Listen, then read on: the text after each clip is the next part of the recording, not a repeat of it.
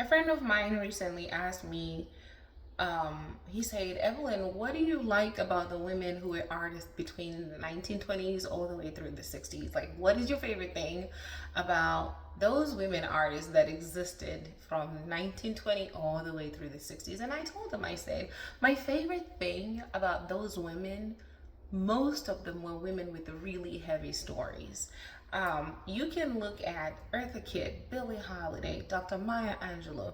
You can look at Marilyn Monroe, even. You can look at Sophia Loren. All these women who were just powerhouses, women who were fighting for their voice and their art and their decision making and ability to like move through male dominated spaces and still remain sensual and soft and playful. There's an interview of Eartha Kitt where she's talking about what happened to her when she spoke up against the Vietnam War. And she talks about how she lost all the contracts. But it's not the story she's telling that's so enthralling to me. It's what she is doing and she's telling the story. For her, this is just another season in her life. It was just a chapter in her life. It was just an episode in her life. And she tells it so playfully.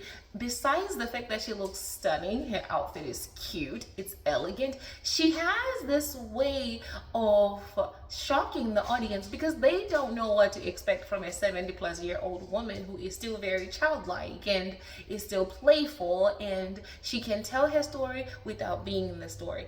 And I said that's what I admire about the women artists from that generation.